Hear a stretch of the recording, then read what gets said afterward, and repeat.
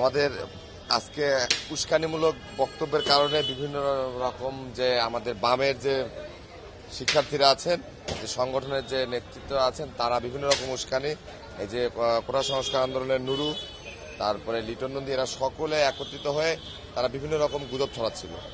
তার প্রেক্ষিতে সাধারণ শিক্ষার্থীরা তাদের সাথে বিভিন্ন রকম যে উচ্চ চিল্লাচিল্লি করে, কিন্তু যার প্রেক্ষাপটে আমরা এসে দেখলাম যে নুরু, শুনলাম যে নুরু ভর্তি হয়েছে ল্যাবেটে। তো আমি তার জন্য তাকে দেখতে আসছি। তো দেখে যেটা দেখলাম যে তার শরীরে কোনো আঘাতের চিহ্ন নাই, এবং এখানে যে কর্তব্যরত ডাক্তার আছেন, ডিউটিতে যে ডাক্তার আছেন, তার সাথে কথা বললাম। তিনিও বললেন যে তার শরীরটা একটু দুর্বল, কিন্তু তার শরীরে আমরা তেমন কোনো আঘাত চিহ্ন পাইনি। সে এসে বলছে যে তার একটু ব্যথা পেয়েছে, এই জন্য আমরা তাকে একটা ব্যথার ইঞ্জেকশন দিয়েছি, কিন্তু তার শরীরে আমরা কোনো আঘাতের চিহ্ন পাইনি এবং তার কোনো সমস্যা আমরা পাইনি। কিন্তু সে যেহেতু বলছে যে সে দুর্বলতা অনুভব করছে, এই জন্য তাকে আমরা রেখে স্যালাইন দিয়েছি। নুরুকে রোকেয়া হলে কিন্তু কোনো রকম কিন্তু আঘাত করা হয়নি, কিন্তু তারপরেও সে এই জায়গায় এসে ভর্তি হয়েছে বিভিন্ন নাটকীয়তার মাধ্যমে। তো সেই জায়গা থেকে আমি তবুও দেখতে এসেছি যে আসলে ঘটনাটা কতটুকু সত্য। তো এসে যতটুকু দেখলাম যে নুরুর শরীরে কোনো আঘাতের চিহ্ন নাই, এবং তার কারণ কেউ যদি মার খায় তাহলে তো তার শরীরে ন্যূনতম একটা আঘাতের চিহ্ন হবে, এবং হাসপাতালে ভর্তি হওয়ার মতো তো একটা অবস্থা তৈরি হতে হবে। সেই জায়গায় তার সেরকম কোনো কিছু নেই। যতটুকু দেখলাম সে সুস্থ আছে, কিন্তু তার শরীরটা একটু দুর্বল। সে কালকে রাতে হয়তো বা ঘুমায়নি, সে এই কারণে তার শরীরটা দুর্বল। ভাই, একটা প্রশ্ন ছিল, সেটা হচ্ছে যে অনেকেই নির্বাচন বর্জন করেছে বিভিন্ন প্যানেল, তো এই নির্বাচন বর্জনের ব্যাপারে আপনাদের কি মন্তব্য?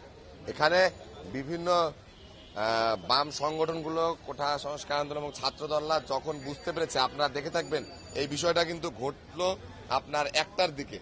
তো যখন দেখলো যে 8টা থেকে 1টা পর্যন্ত ভোট পেয়ে বাংলাদেশ ছাত্রলীগ নিরঙ্কুশভাবে বিজয় লাভ করার দিকে যাচ্ছে, তখন তারা যখন তাদের নিশ্চিত বিজয়, নিশ্চিত পরাজয় যখন দেখতেছিল, তখন তারা বিভিন্ন রকমের গুজব সৃষ্টি করে এবং পরিবেশটা অস্থিতিশীল করার জন্য বিভিন্ন রকমের নাটকীয়তার অবলম্বন করছে। তো এটা এখন এই অবস্থায় আছে।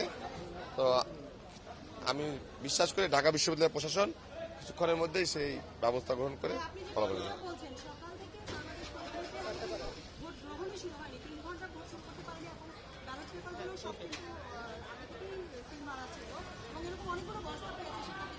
আপনারা দেখে থাকবেন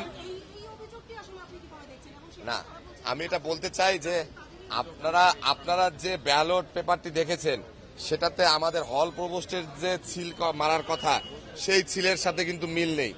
হল প্রভোস্টের সিল আর ওই ব্যালটের সাথে সত্যিকারের যে ব্যালট, সেটার কোনো মিল নেই। এবং আপনারা ব্যালটটা পেয়েছে একটি সারের বস্তার মধ্যে, এমনি বস্তার মধ্যে, কিন্তু বস্তার মধ্যে ব্যালট পেপার থাকার কথা না, এবং সেটা ছিল শুধুমাত্র হলের প্যানেলের। তাহলে আমাদের কেন্দ্রীয় প্যানেল, ডাকসুর যে কেন্দ্রীয় প্যানেল, সেই কেন্দ্রীয় প্যানেলের ব্যালটটা কোথায় গেল? সেখানে কিন্তু কেন্দ্রীয় প্যানেলের ব্যালটটা ছিল না, শুধু হলের ব্যালট ছিল। এবং হলের ব্যালটে যে প্রভোস্টের যে সিল, সেই সিল অরিজিনাল ব্যালট পেপার আর এই ব্যালট পেপারের সিল কিন্তু এক না।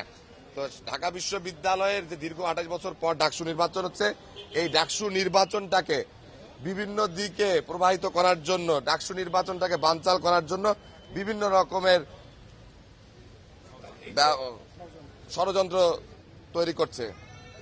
এবং তারা বলছে আগামীকাল ক্লাস বর্জন করছে, পরীক্ষা বর্জন করেছে, তারা ভোট স্থগিত দাবি এবং বর্জন করার দাবি করেছে।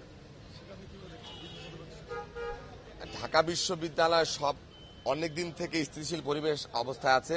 এই ঢাকা বিশ্ববিদ্যালয় স্থিতিশীল থাক, এটা কিন্তু অনেকেই চায় না যে ঢাকা বিশ্ববিদ্যালয় স্থিতিশীল থাক, কারণ তারা জানে ঢাকা বিশ্ববিদ্যালয় অস্থিতিশীল করতে পারলে বাংলাদেশটাকে অস্থিতিশীল করতে পারবে। এই জন্য যারা বাংলাদেশ সুষ্ঠুভাবে পরিচালিত হোক, বাংলাদেশ আরো সুন্দরভাবে এগিয়ে যাক, এই জিনিসগুলো যারা চায় না, তাই সেই কুচক্রী মহলরা একত্রে হয়ে তারা চেষ্টা করছে ঢাকা বিশ্ববিদ্যালয়টাকে অস্থিতিশীল করার জন্য।